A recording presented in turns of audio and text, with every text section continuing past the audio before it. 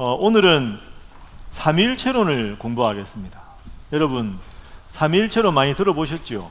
예, 마음을 강하게 하고 담대히 하셔야 합니다. 기독교 교리 중에서 제일 어려운 최고봉에 해당되는 게 삼위일체론입니다. 그러니까 오늘은 여러분들이 오늘은 들었는데 무슨 말인지 모르겠다, 이렇게 돌아가시는 게 자연스러운 일이다, 이렇게 겸손한 마음으로 마음을 비우시고, 삼위일체라는 단어만 들어도 좀 어려우니까 왜 이게 나왔는지 우리가 공부해 보도록 하겠습니다. 자, 먼저 기도하고 공부하겠습니다. 하나님 감사합니다. 오늘 우리가 하나님의 그 깊은 신비의 경륜 삼위일체론을 공부합니다. 왜 이런 교리가 나왔는지, 이 교리가 우리에게 가르치는 것이 무엇인지 바로 알고 바로 믿는 우리 신일의 성도들 되게 하여 주옵소서. 저녁 시간 피곤하고 지쳤지만 하나님의 말씀을 바로 알기 위해 왔습니다. 성령 하나님, 우리의 마음속에 함께 하시고 소중한 것을 깨닫는 기쁨이 넘치도록 하시고 피곤치 않도록 저의 영과 정신을 맑게 하여 주옵소서. 예수님의 이름으로 기도하옵나이다. 아멘. 자, 우선 지난주에 공부한 거 복습하겠습니다. 43페이지. 지난주에 우리가 성령에 대해서 공부했습니다. 성령 하나님. 자, 44페이지 넘겨보시면 성령님은 어떤 분이신가? 성령님은 삼위일체 중에 한 분이시다. 그래서 우리가 지난주에 이렇게 공부했죠. 이제 이게 하나님이시다, 이게 우리 인간이다, 이러면 우리가 하나님 앞에 구원받았으니까 하나님 뜻대로 살아갈 수도 있고 내 마음대로 살아갈 수도 있는데, 내 마음대로 살지 않고 하나님의 뜻을 따라 살아가게 하시도록 우리를 도우시는 분이 누구다? 성령님이다. 그러니까 성령님은 신약 성경에 보혜사라고 나옵니다.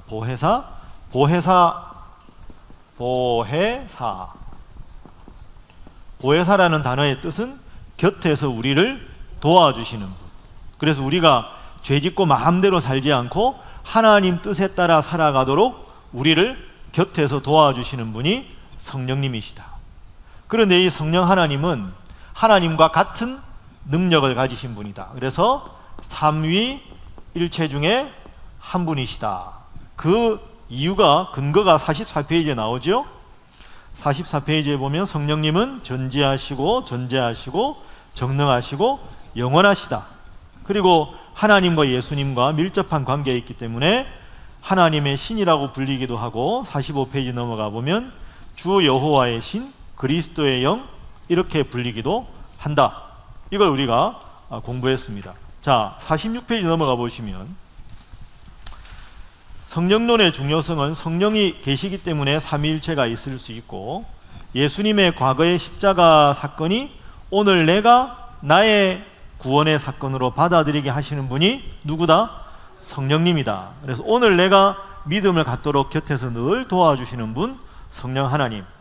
자, 5번, 성령님에 대해서 바른 이해가 필요합니다. 성령의 은사가 총 몇 가지입니까? 9가지가 있었습니다. 첫 번째 뭐죠? 지혜의 말씀, 두 번째 지식의 말씀, 기타 등등, 이렇게 되는 거죠. 그런데 우리가 방언만 성령의 은사가 아니다. 뜨겁게 기도하는 것만 성령의 은사가 아니고, 지혜의 말씀, 지식의 말씀, 이렇게 차분하게 하나님 말씀을 공부하고자 하고 말씀대로 살려고 노력하는 것도 성령의 은사다. 그래서 성령이 충만하다는 게 뜨겁게 기도하고 할렐루야 이렇게 되는 그것만 성령이 충만한 게 아니라, 말씀을 끝없이 사모하고 기도하고 하나님 앞에 나오고자 하는 마음이 우리 마음속에 넘치는 것, 그것도 성령께서 주시는 것이다. 성령의 은사가 9가지가 있는데, 고린도전서 12장 마지막 절에 보면 31절에 가장 큰 은사를 사모하라. 그게 뭐였습니까?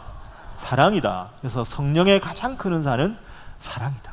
하나님 사랑하고 교회를 사랑하고 서로를 사랑하는 그 사랑이 충만한 분이 가장 성령 충만한 분이다.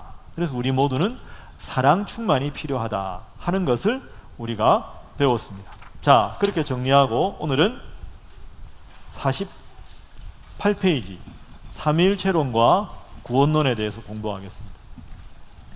참고로 다음 주에 공부할 주제가 예정론입니다.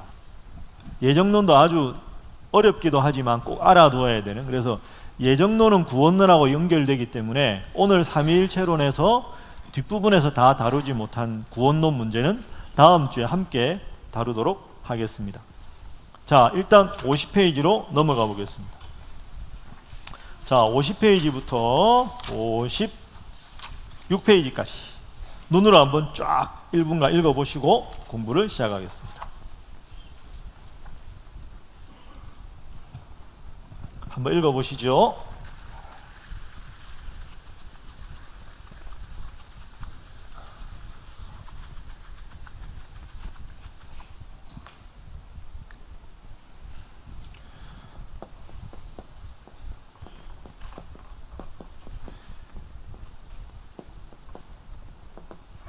자, 다 읽으셨죠? 이제 저를 보시죠. 하나 여쭤보고 시작하겠습니다. 삼위일체라는 말이 성경에 나옵니까? 안 나옵니까? 안 나옵니다. 쉽습니까? 어렵습니까? 어렵습니다. 그럼 여러분 이런 마음이 안 듭니까? 성경에도 안 나오는 단어를, 그 어려운 걸 왜 기독교에서는 어려운 말을 만들어서 배워야 되나? 여러분 삼위일체론 설명하는 거 들으신 적 있지요? 삼위일체론을 설명하는 것 중에 여러분이 들으신 거 아무거나 한번 예를 들어 보십시오.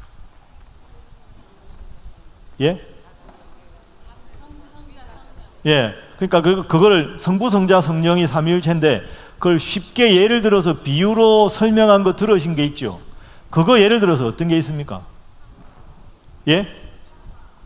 사과? 사람. 예를 들어 사람이 하나인데 저같이 말하면 아버지도 되고 남편도 되고 목사님도 되고, 그러니까 일체, 제 같으면 배요한 한 사람인데 목사 배요한, 남편 배요한, 아빠 배요한, 그러면 삼위일체. 아주 쉽죠? 이단입니다. 이렇게 말하면 이단입니다. 이게 가장 대표적인 양태론이라는 이단입니다. 여러분 이해하시면 안 됩니다. 이거 비슷한 게 물이 고체가 되면 얼음이 되고 액체 상태는 물이고 기체면 수증기다. 이단입니다. 안 됩니다. 그거 삼위일체론 다 잘못된 주장입니다.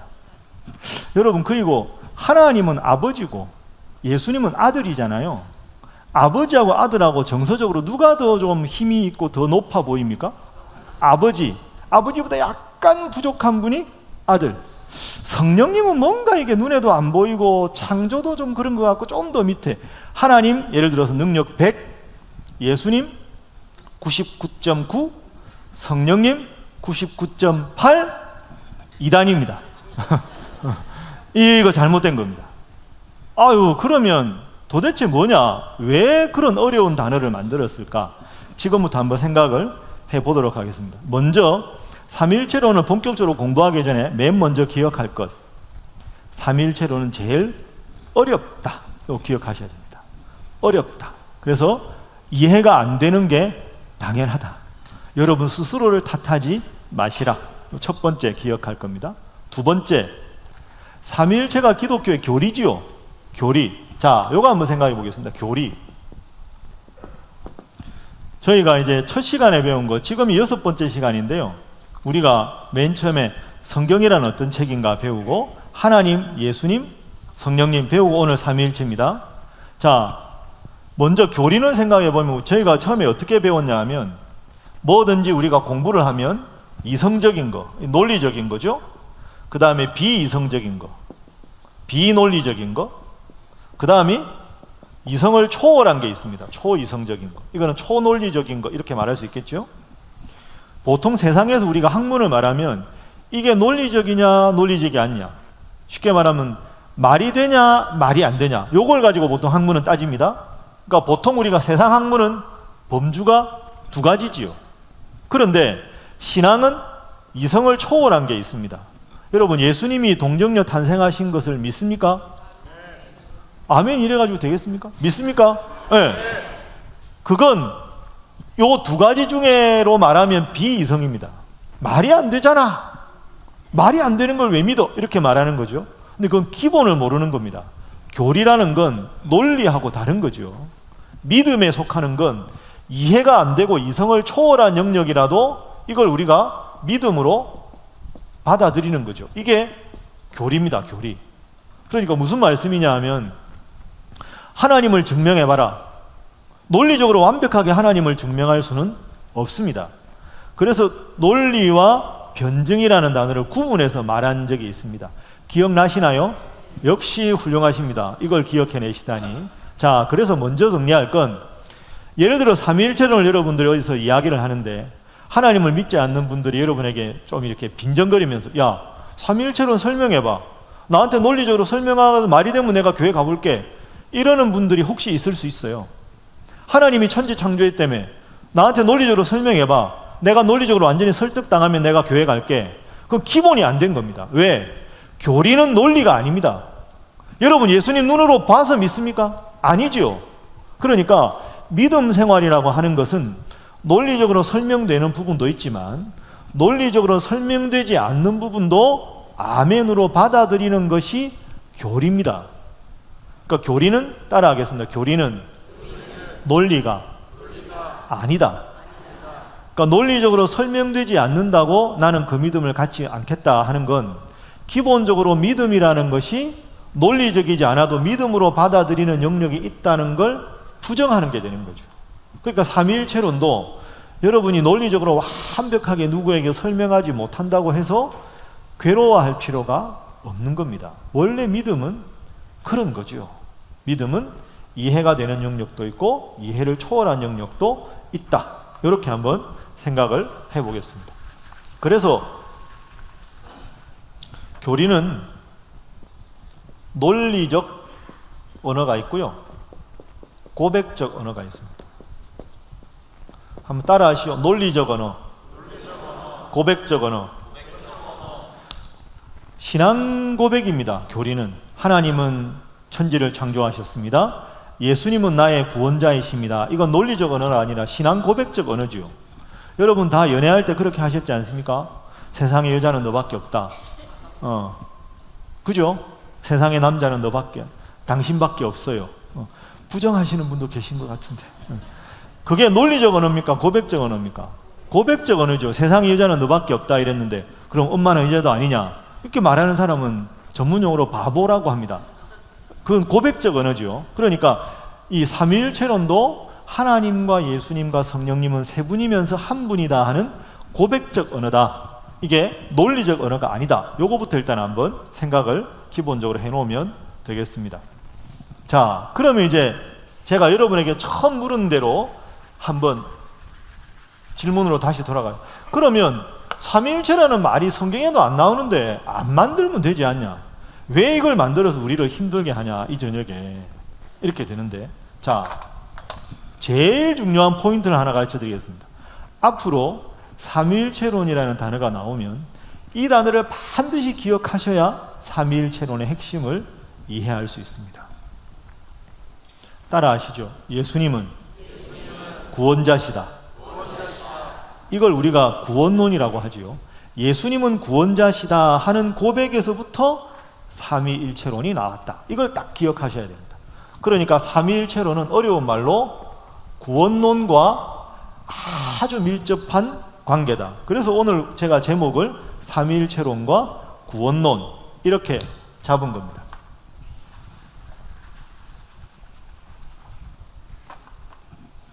성경은 우리에게 수많은 진리를 가르칩니다.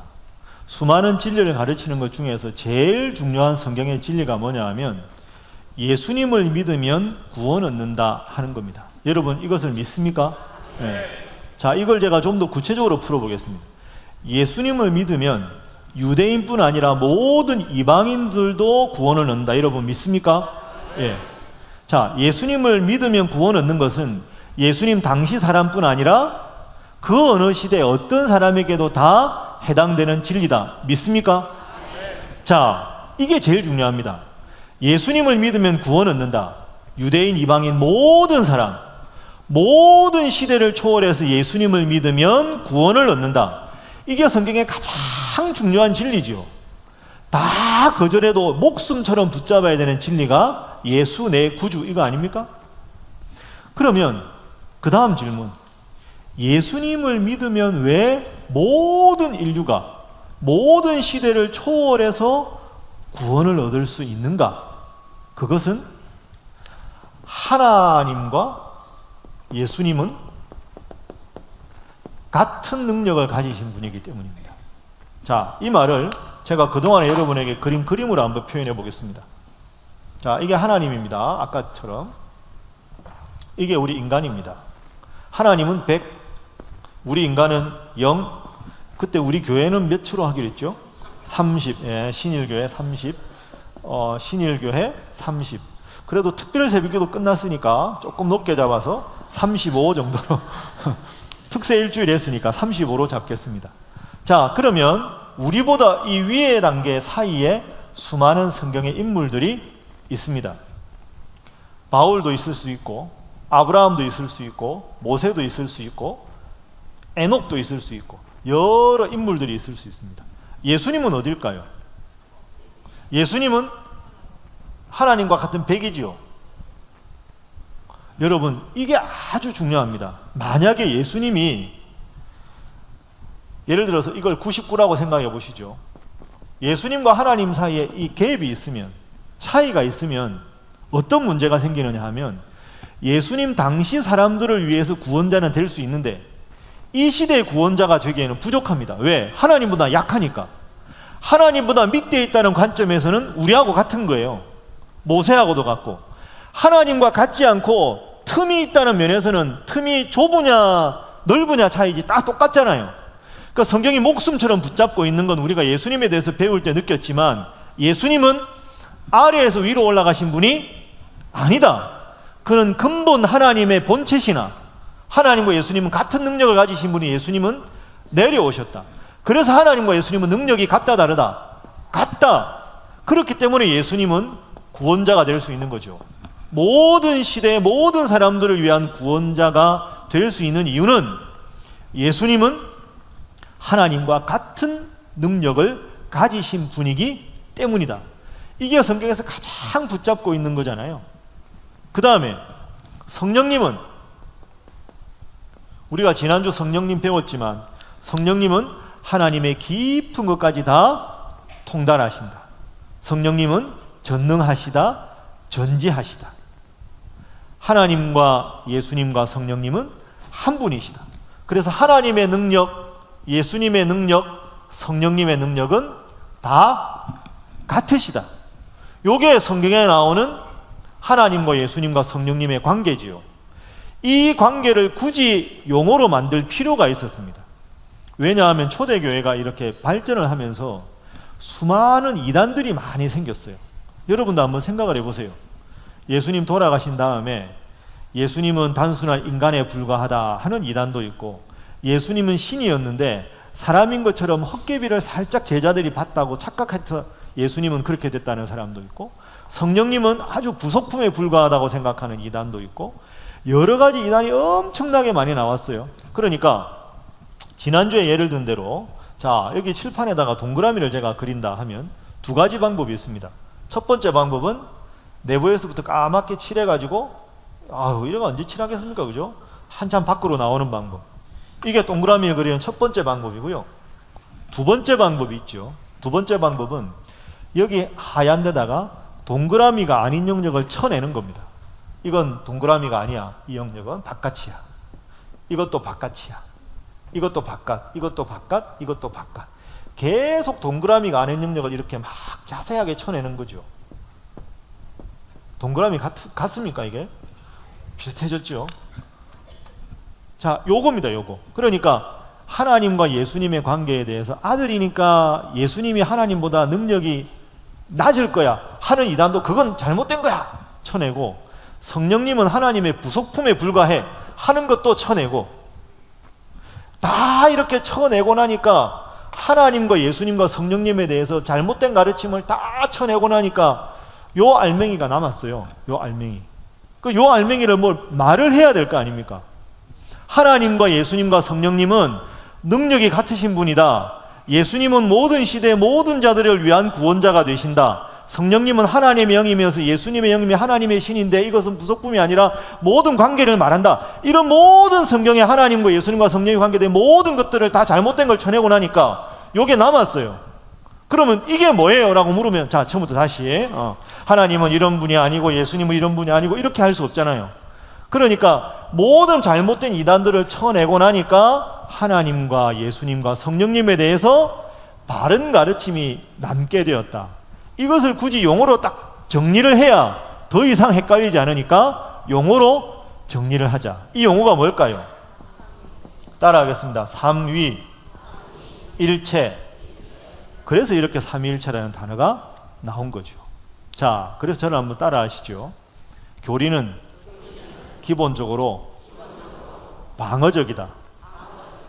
그러니까 기독교 교리는 초기에 이제 예수님 돌아가신 다음에 기독교의 하나님은 어떤 분인가, 예수님은 어떤 분인가, 하나님과 예수님의 관계는 어떤가, 교회란 무엇인가, 구원은 무엇인가, 역사는 어떻게 되나, 종말이 무엇인가, 이런 하나하나 기독교 교리는 사실은 자꾸 잘못된 이단들이 생겨나니까 이단들을 다 쳐내면서 하나님은 이런 분, 예수님은 이런 분, 은혜는 이런 거, 종말은 이런 거, 이렇게 하나하나 만들어져 나간 거죠. 그래서 기독교 교리는 기본적으로 이걸 가지고 공격하려고 하는 게 아니라 잘못된 가르침을 다 쳐내면서 바른 가르침을 형성해 나가는 과정에서 삼위일체론이 만들어졌다. 자, 훨씬 진지하게 지금 잘 들으시지 않습니까? 이 어려운 내용을 잘 들어주셔서 역시 수준이 있는 교회다. 옆에 분들과 인사 한번 하겠습니다. 앞으로도 쭉 이 수준을 유지합시다. 한 번 더 하겠습니다. 잘 하시기 바랍니다. 그래서 지금까지 제가 여러 개 말씀드렸는데 딱 두 가지만 기억하시면 됩니다. 첫 번째 기억할 것은 삼위일체는 교리다. 그래서 논리적으로 완벽하게 설명되지 않는다고 의미 없는 게 아니다. 두 번째, 하나님과 예수님과 성령님의 관계에 대해서 자꾸 잘못된 가르침이 생기니까 그 잘못된 가르침을 배격하고 나서 바른 가르침이 이것이다에 해당되는 이것이다의 용어가 필요해서 그 용어가 뭐다? 삼위일체다. 이렇게 생각을 하시면 되겠습니다. 자, 그러면 지금부터 삼위일체를 뜻하는 몇 가지 예를 한번 들어보죠. 성경을 몇 군데 한번 찾아보겠습니다. 자, 하나님과 예수님의 관계에 대해 생각해 봅니다. 요한복음 10장 30절. 요한복음 10장 30절. 자, 성경에 나왔습니다. 화면 보면 읽어봅니다. 시작. 저 누가 하신 말씀일까요? 예수님이 하신 말씀입니다. 나와 아버지는 하나다. 자, 이 말씀의 구체적인 뜻이 뭔가? 요한복음 14장 11절. 자, 다음 화면 봅니다. 나와 아버지는 하나다. 그러니까 하나님이 따로, 예수님이 따로인데 하나다라는 말이 뭐냐? 요한복음 14장 11절에 예수님 말씀하셨습니다. 따라 함께 읽어봅니다. 시작. 내가 아버지 안에 거하고 아버지께서 내 안에 계심을 믿으라. 그렇지 못하겠거든 행하는 그 일로 말미암아 나를 믿으라. 아멘. 그러니까 여러분, 하나님 따로 예수님 따로 계신데 하나님 안에 예수님이 있고 예수님 안에 하나님이 있다. 이게 하나님과 예수님의 관계입니다. 알듯하는데 이게 뭔가 싶으시죠? 자, 그러면 삼위일체론과 관계된 잘못된 이단을 예를 한번 들어보겠습니다. 여러분 가지신 교재로 50페이지 보십시오. 지금까지 한 거 정리해 봅니다. 제일 위에 초록색 다시 생각해보는 신앙, 신학, 교리의 자리는 이성, 비이성, 초이성. 교리는 이성적인 것도 있지만 초이성적인 것도 있다. 이거 공부했습니다. 삼위일체가 성경에 안 나오는데 왜 이 단어가 만들어졌느냐?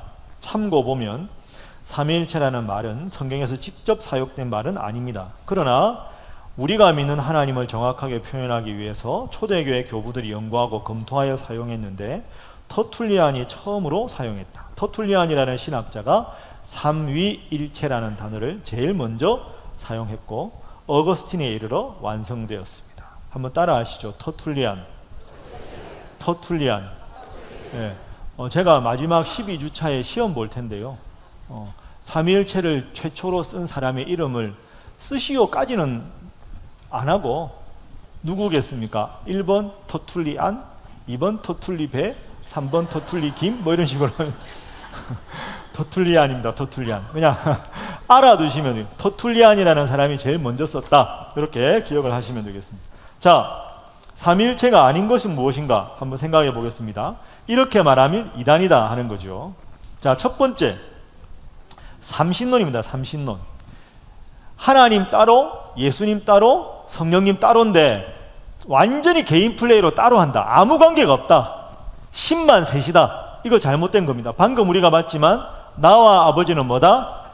하나다. 그러니까 하나님, 예수님, 성령님은 다른 분이지만 서로 안에 함께 하시는 분이지, 하나님 마이웨이, 예수님 마이웨이, 서로 싸우기도 하고 갈등하고 그런 건 아니다. 그래서 삼신론은 잘못된 겁니다. 자, 두 번째 단신론.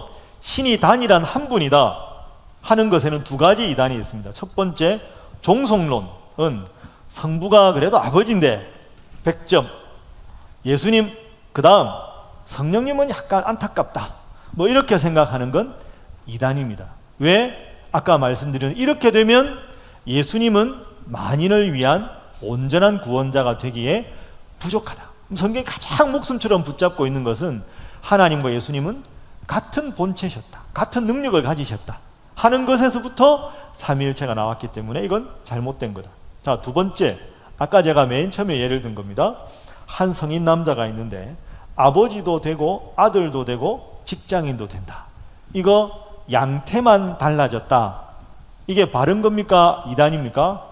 이단이라고 말씀드렸습니다. 앞으로 혹시 누가 이렇게 주장하시면 당신은 이단이야 이렇게 말하기는 그렇고 잘 몰라서 그런데 저건 아닌데 정도 속으로만 생각하시면 되겠습니다.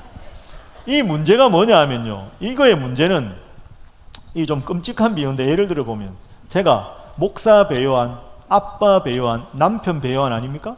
그러면 제가 남편 배요한이 예를 들어서 이 세상에 사라지는 순간 둘 다 사라져 버리는 겁니다. 그죠? 그러니까 이걸 논리적으로 하면 예수님 십자가에 돌아가신 그 순간 3일 동안은 하나님도 없고 성령님도 없는 거예요. 죽으셨으니까. 그렇게 되면 하나님이 우주에 존재하지 않는 시간이 생기는 거죠. 성령님이 존재하지 않는 시간이 생깁니다. 이건 정말 잘못된 겁니다. 큰일 납니다. 쉬운 비유라고 다 맞는 것은 아니다. 자, 예를 하나 들어보죠. 거기 성경 구절 하나 있습니다. 이렇게 이해하시면 안 되는 이유. 누가복음 3장 21절 22절. 자, 화면 한번 보겠습니다. 자, 예수님 세례 받으시는 장면입니다.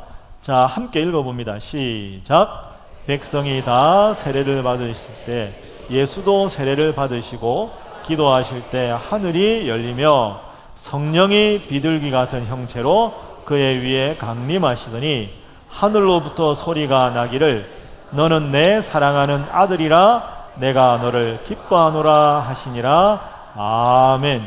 자, 방금 읽은 예수님 세례받는 장면에서 여러분, 세례받으신 분은 누굽니까?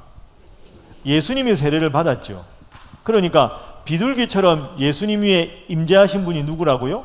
성령님. 그럼 이 순간에 예수님하고 성령님은 같은 분입니까? 다른 분입니까?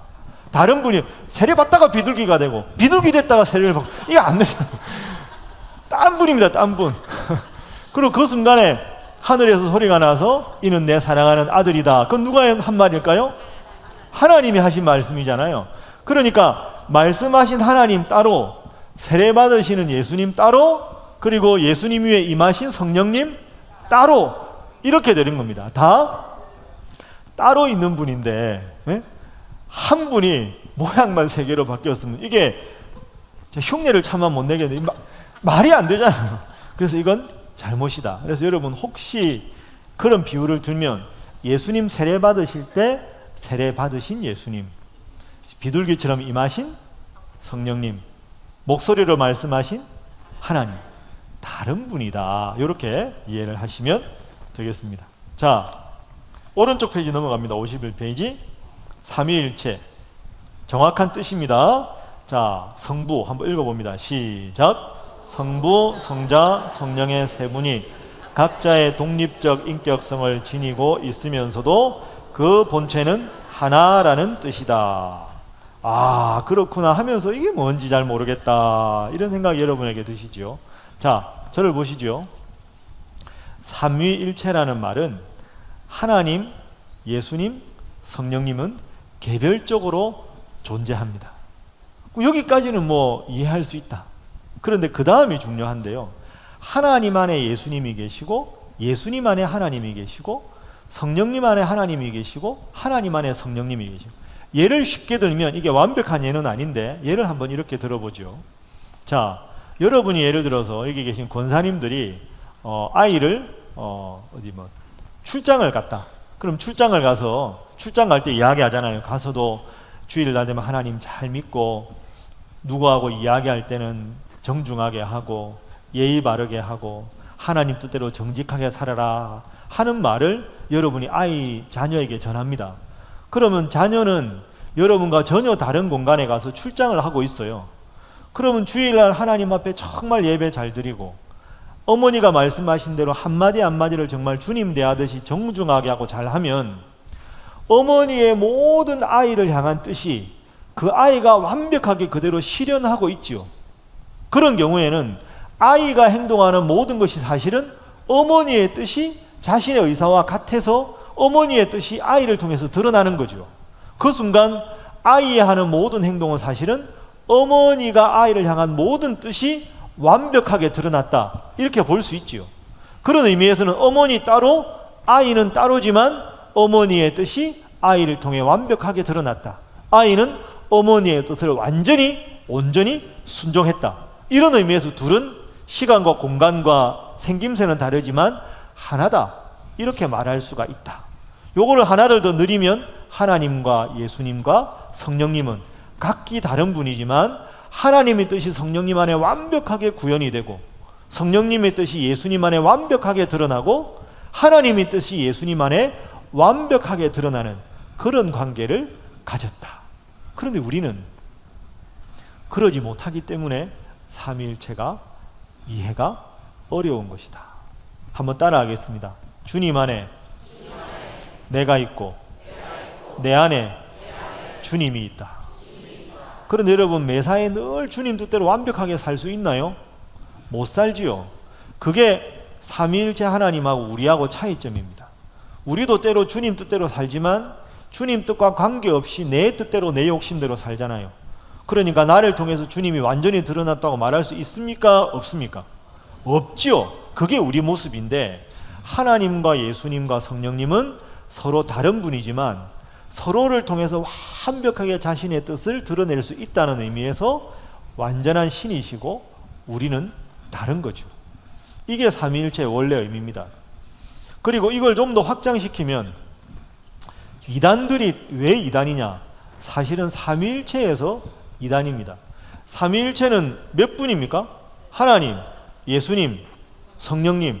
근데 주로 이단들이 주장하는 건 자기가 성령이다, 이렇게 주장하는 이단들이 많습니다. 여러분, 성령을 보신 적 있어요? 저를 보시고 이야기하세요. 성령을 보신 적 있습니까? 진짜 없어요? 지금 보고 있습니다. 뭐 이런 식의 이단입니다. 왜 성령을 다른 데서 찾아? 뭐 이러고 이제 하면 이렇게 되는 거죠. 이게 이단이 그런 데서 나오는 겁니다. 다른 게 아니고. 그러니까 여러분, 삼위일체론을 너무 이렇게 어렵게 생각하지 말고요, 누군가가 내가 재림 예수다 그렇게 말하는 순간 그 사람은 삼위일체론 이단이 되는 거죠. 성령 보여줄까? 보고 있는데 뭘 보여줘? 이게 이단이 되는 거죠. 그러니까 이게 삼위일체는 성경에 나오는 창조주 하나님, 구원자 예수님, 보혜사 성령님, 이 세 분에게만 해당되는 것이지, 다른 그 어떤 위대한 인간이나 다른 그 위대한 존재가 그 세 분과 같은 능력과 위격을 가질 수 있다? 없다? 없다. 그렇게 말하면 이단이다. 옆에 분들과 인사 한번 하겠습니다. 이단에 빠지지 마시기 바랍니다. 다시 한번 합니다. 잘하실 줄 믿습니다. 자, 그러면 여러분, 아직 할 일이 많은데 이렇게 생각하실 텐데요. 자, 교재 보시면 52페이지 3번 신약 성경에 나타난 삼위일체, 51페이지는 구약에 나타난 거, 52페이지는 신약에 나타난 거. 이건 여러분들이 쭉 찾아서 읽어보시면 되겠습니다. 그러니까 삼위일체는 구약 성경에도 나오고 신약 성경에도 나온다. 그게 51페이지, 52페이지, 53페이지까지 되겠습니다. 자, 54페이지 넘어가겠습니다. 참고로 55페이지 이하의 구원론은 다음 주에 할 겁니다. 삼위일체는 워낙에 까다롭기 때문에 두 가지만 딱 더 하고 마치겠습니다. 오늘 빨리 마치겠다. 아닙니다. 마치는 걸 제가 한번 따라 하시죠. 삼위일체 하나님. 근데 여러분이 들으면서 삼위일체 하나님 맞지? 그런데 구약 성경에 보면 항상 하나님을 어떤 분으로 표현하십니까? 삼위일체가 아니라 유일신 들어봤죠? 여러분 이거 안 헷갈립니까? 여러분 제가 단도직입 여쭤보겠습니다. 기독교는 유일신을 믿는 신앙입니까? 삼위일체를 믿는 신앙입니까? 헷갈리잖아요. 하나님이 몇 분입니까? 자, 신명기 6장 4절 안 찾으셔도 됩니다. 화면에 뜰 겁니다. 좀 있으면. 자, 신명기 6장 4절. 자, 한번 읽어봅니다. 시작. 우리 하나님 여호와는 오직 유일한 여호와이시니 아멘. 너는 마음을 다하고 이렇게 나오죠. 하나님은 몇 분이라고요? 유일하신 분. 유일한 하나님이니까 유일신앙, 유일신 이렇게 되는 거죠. 그러면 지금까지 배운 삼위일체는 뭡니까 그럼? 다시 여쭤보죠. 기독교는 유일신을 믿는 유일신앙입니까? 삼위일체 하나님을 믿는 삼위일체 신앙입니까? 이게 헷갈리지 않습니까? 예. 유일신앙이라고 말하는 성경 구절도 있고 방금 51페이지, 52페이지 보면 삼위일체 하나님을 뜻하는 신앙도 있습니다. 자, 이걸 정리를 한번 해보겠습니다. 이렇게 정리하시죠. 구약 시대는 여러분이 아시는 대로 이스라엘 백성들이 애굽에서 노예 생활할 때는 애굽에 섬기는 많은 신들이 있었고요. 가나안 땅에 들어가니까 가나안에 아주 많은 신들이 있었습니다. 이방 잘못된 신. 가나안에 섬기던 가장 대표적인 잘못된 신이 뭐가 있었습니까? 바알신, 바알신, 아세라신, 몰렉, 이런 잘못된 신이 아주 많았죠. 그러니까 구약 성경에는 이스라엘아 들으라, 우리 하나님 여호와는 오직 한 분이신 여호와, 유일하신 하나님이다. 이 구약 성경에서 유일하신 하나님을 말하는 맥락은 뭐냐 하면 애굽의 신이든지 가나안의 신이든지 블레셋의 신이든지 그 모든 다른 신들은 너희의 행복을 보장해 줄 수 없다. 그 신을 섬기는 게 너희 일이고 그냥 신들에게 놓기면 너는 행복도 없는 그런 신이다.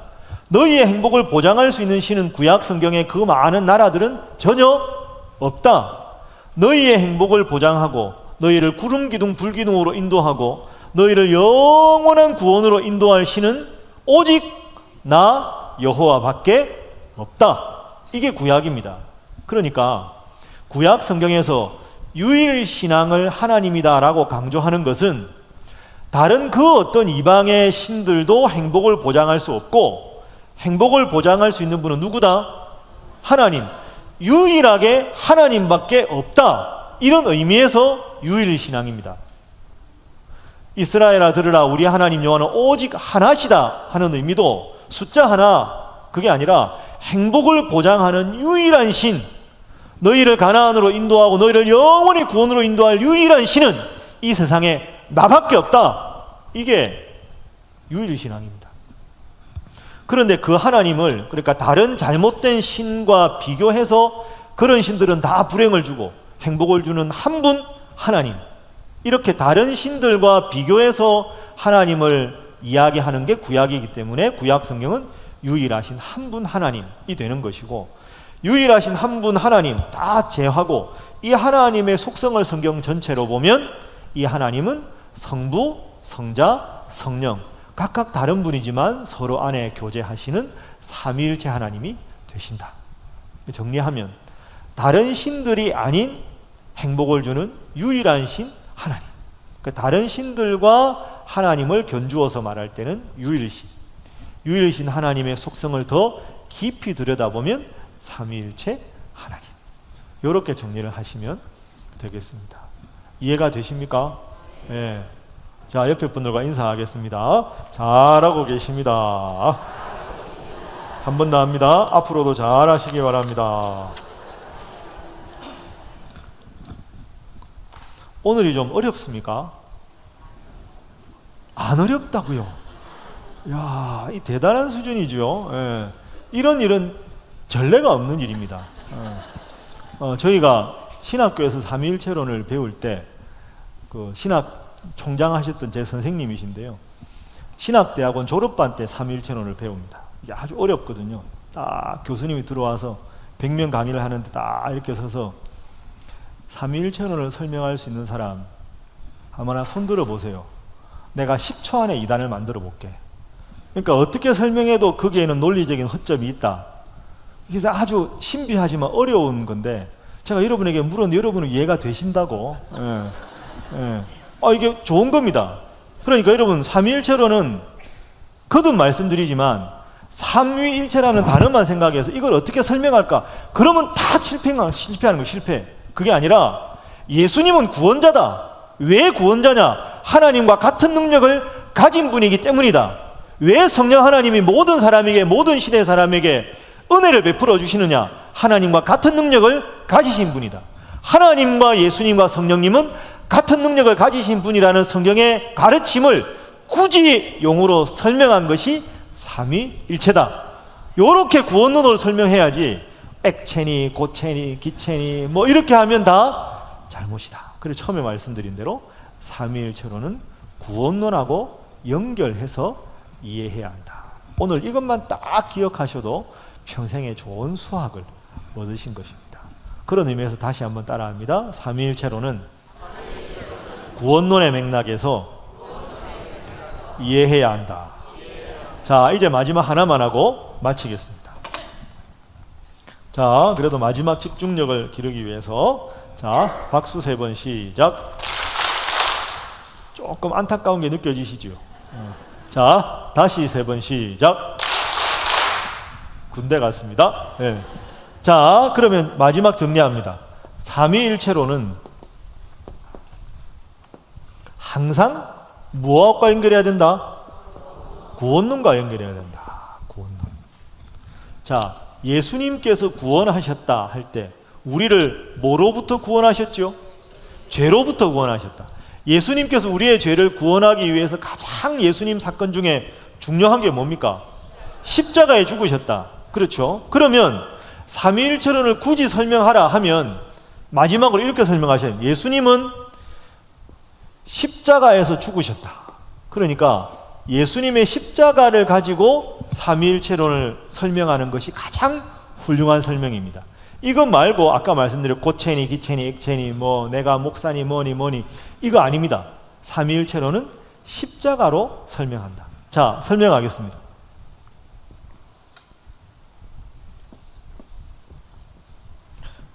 하나님, 예수님, 성령님. 자, 보시죠. 십자가로 설명하겠습니다. 예수님은 십자가를 어떻게 설명할 수 있을까요? 그렇죠. 십자가에 달리신 분. 이거 반대하시는 분 있습니까? 이단입니다. 아무도 그런 분 없으니까.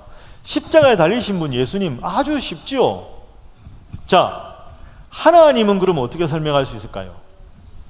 따라하겠습니다. 내어주신 분. 그러니까 예수님이 독생자 예수님이 십자가에 달려서 죽으시는 그 순간에도 우리를 사랑하셔서 죽음으로 안타깝지만 아들을 내어주신 분. 그분이 하나님. 그렇죠? 그러면 성령님은 어떻게 할 수 있을까요? 성령님.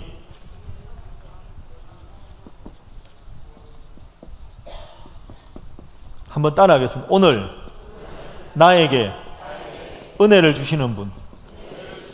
이건 좀 여러 가지로 해석이 가능한데요. 여러분 십자가를 보면 아무 생각이 없는 사람들이 대부분입니다. 예수님 안 믿는 사람 십자가 보면 십자가 반짝반짝하네. 신일교 십자가 새로 했네. 돈 많이 들었겠다. 뭐 이런 생각을 하죠. 십자가 그냥 십자가인 건데, 십자가는. 그런데 여러분이 십자가를 어떻게 보십니까?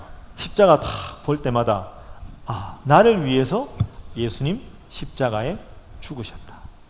이렇게 우리는 고백을 하지 않습니까? 그러니까 같은 십자가를 봐도 지난주에 배웠을 때 성령님이 하시는 일이 우리를 곁에서 도우시는 일, 끊임없이 하나님의 은혜를 고백하게 하고 내 욕심이 아니라 하나님 뜻대로 살아가게 하시는 그분이 성령님이라 그랬죠. 그럼 성령님 우리가 십자가를 딱 보면 2000년 전에 이스라엘의 33살 먹은 웬 청년이 돌아가신 저주의 형틀 십자가가 아니라 오늘 내가 저 십자가에 달린 예수님 나의 구원자, 이렇게 나도 모르게 마음속에 고백하게 하시는 분 누구? 성령님. 그래서 성령님이 중요한 이유는 2000년 전의 십자가 사건이 오늘 나의 사건으로 고백하게 하시는 분. 하나님과 같은 능력을 가지신 분이 아니면 어떻게 이 모든 사람에게 그런 은혜를 같이 끼칠 수가 있겠습니까? 그래서 예수님은 십자가에 달리신 분, 하나님은 독생자를 십자가에 우리를 위해 내어주신 분, 성령님은 오늘 내가 그 십자가를 보면서 예수님을 나의 구원자라고 고백하게 하시는 분. 이게 삼위일체에 대해서 설명하는 십자가의 가장 중요한 논리입니다. 그러니까 여러분 오늘 이제 이 강의를 들으신 분과 듣지 않으신 분의 차이가 뭐냐 하면 여러분 머릿속에 딱 두 가지 단어가 키워드가 남아야 되는 거죠. 오늘 혹시 안 오신 분이 있으면 주일날 잠깐 불러서 여러분이 한번 삼위일체론을 한번 설명해 봐라. 뭐 고체, 액체, 기체 뭐 이렇게 하면 아직 조금 수준이 영상을 보세요. 이렇게 하시면 되고요. 삼위일체 하면 여러분이 꼭 기억할 단어가 십자가, 구원, 요걸 딱 기억하시면 되겠습니다. 그래서 제가 오늘 여기까지 하겠습니다. 평소보다 한 7분 빨리 마쳤는데요. 이건 어려운 내용이지만 여러분이 잘 이해를 하셔서 그렇습니다. 자, 기지개 한번 켜겠습니다.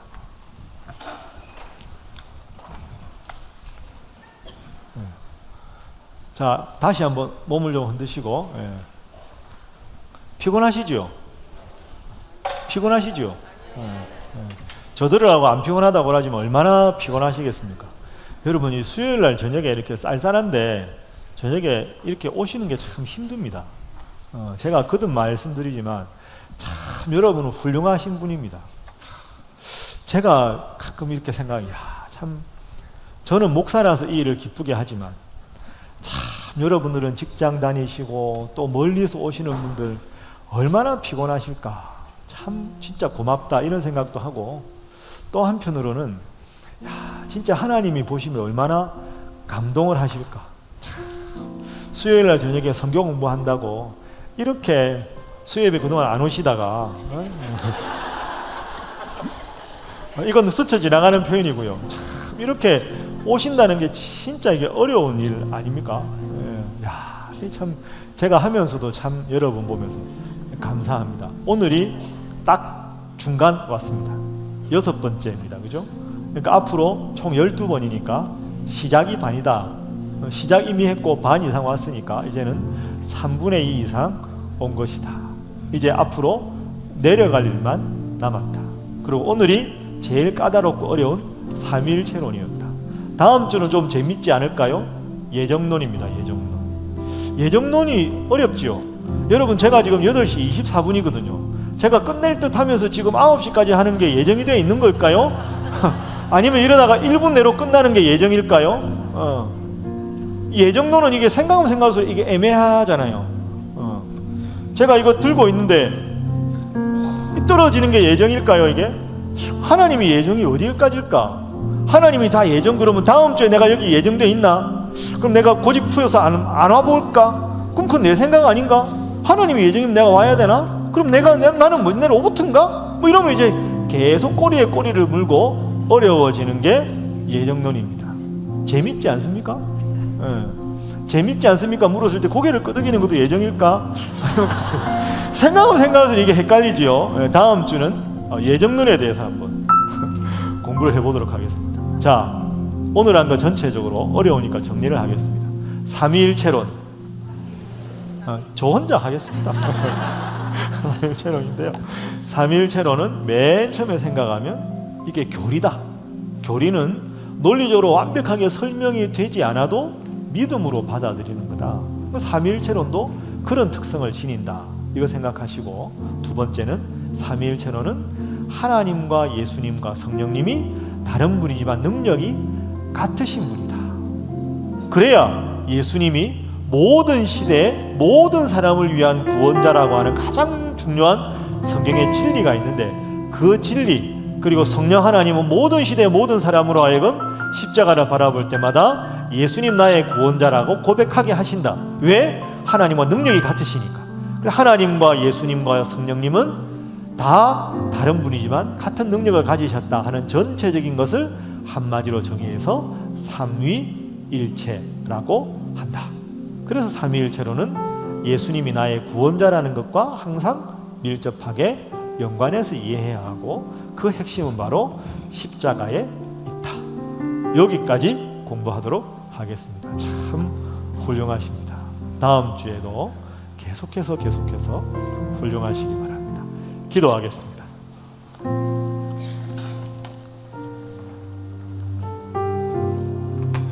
하나님 감사합니다. 쌀쌀해진 가을날 저녁인데 우리에게 동일한 열심을 주셔서 하나님과 예수님과 성령님의 이 신비한 관계, 서로 다르신 분이지만 상호 내주하시고 같은 본체이시고 같은 능력을 가지신 삼위일체에 대해서 공부했습니다. 깨달은 것 있거든 마음속에 잘 간직하게 하시고, 오해와 그릇된 생각하지 않게 하시고, 혹시 완벽하게 깨닫지 못했다 할지라도 가랑비에 옷 젖듯이 말씀을 더 깊이 공부하고 기독교의 진리를 조금씩 더 공부해가면서 바른 깨달음과 바른 믿음을 가지고 바르게 실천하는 우리 사랑하는 신일의 모든 성도들 되게 하여 주옵소서. 하나님, 이 늦은 저녁 시간까지 하나님 앞에 나와서 말씀을 듣고자 하는 이 귀한 열심이 식어지지 않게 하시고, 이 열심들이 모여서 더욱더 하나님께 영광 돌리며 건강한 신일교회 되게 하여 주옵소서. 행복한 우리 신일 성도들 되게 하여 주옵소서. 돌아가는 발걸음도 주관하여 주시고, 날마다 우리를 은혜 가운데 인도하시는 성령 하나님과 교제하는 귀한 은혜가 있도록 주여 역사하여 주옵소서. 감사하며 예수님의 이름으로 기도하옵나이다. 아멘.